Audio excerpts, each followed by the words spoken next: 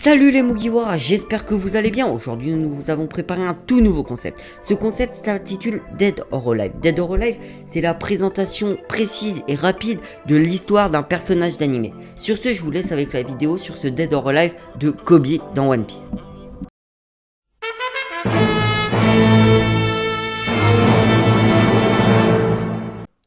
Kobe, comme vous le savez peut-être déjà, est un personnage de One Piece très facilement reconnaissable par ses cheveux roses. On le voit pour la toute première fois sous les ordres de la pirate Alvida, où il rencontra Luffy qui l'aide à se libérer. Luffy trouve que Kobe est timide, stupide et inutile, mais Kobe a un très grand rêve, faire partie de la marine. À cause de ses 2 ans de travaux forcés chez la pirate Alvida, Kobe a peur de ne pas réaliser son rêve.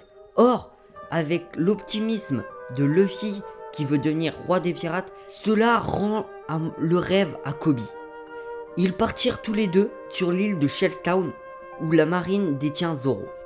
C'est à la fin de cet arc-là que Kobe est accepté à la marine, malgré qu'il est ami avec un pirate.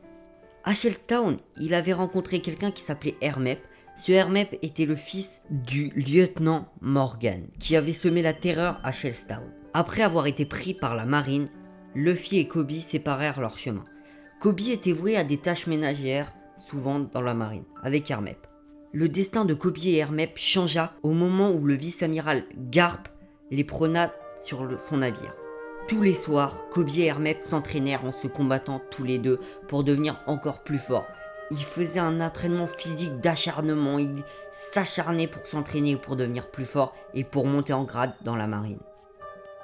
Nous allons devoir attendre un certain moment avant de revoir Kobe, car ce n'est qu'à l'arc Enies Lobby qu'on va le revoir faire son apparition avec Garp et Hermep.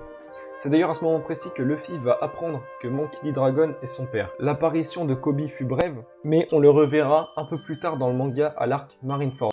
Durant cet arc, il fera 3 apparitions plutôt importantes. La première, où il va essayer de stopper Luffy, mais Luffy va lui mettre un coup de poing assez symbolique qui rappelle l'écart de niveau entre les deux, et qui prouve à Kobe qu'il a encore une marge de progression.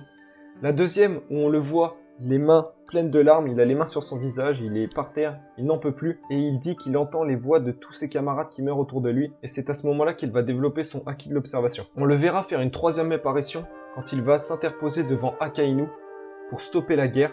Il va tout simplement lui demander d'arrêter la guerre, il dit qu'il y a des pertes des 2 côtés. C'est un des moments les plus badass de l'arc Marineford. Vraiment, Kobe, qui n'est qu'un simple première classe, va s'interposer devant un amiral de la marine, Akainu, qui d'ailleurs sous-estime Kobe, et Kobe aurait dû mourir à ce moment précis car Akainu avait décidé de le tuer, mais Shanks est intervenu et l'a protégé. Et cette scène va globalement clôturer l'arc Marineford, la grande guerre de Marineford, et nous allons devoir attendre un certain moment avant de revoir Kobe. Comme dit Thomas, on va attendre beaucoup de temps avant de retrouver Kobe, mais on va vite le retrouver à la rêverie, car tout simplement, il sera là. Et c'est là qu'on va se rendre compte que justement, déjà être à la rêverie, c'est vraiment qu'il a pris une place assez importante aux ordres de la marine. Et en plus, on verra la différence entre lui d'avant, qui pleurnichait, qui obéissait aux ordres de certains pirates. Et maintenant, c'est lui qui commande à la marine, à beaucoup de personnes de la marine en tout cas, parce qu'il est devenu très haut gradé. C'est là que ça ne... En fait, on est tous heureux de voir ça, parce que on a suivi les aventures de Kobe, on peut se représenter en lui, parce qu'au départ, c'est un tout petit garçon normal, hein, et maintenant, c'est devenu un grand garçon. Et on a hâte de voir ce qu'il va donner, parce qu'on pense qu'il va arriver à Wano Kuni, et qu'il va faire pareil qu'à la fin de Marineford, c'est-à-dire arrêter la guerre, entre guillemets, mais cette fois par ses propres moyens, et pas en pleurnichant. Donc on verra ce que ça va donner. On attend vos idées, à vous, dans les commentaires, et on espère au moins que vous passez un bon confinement, que vous prenez soin de vous. Du coup, on vous laisse sur cette petite outro. À ciao les gars.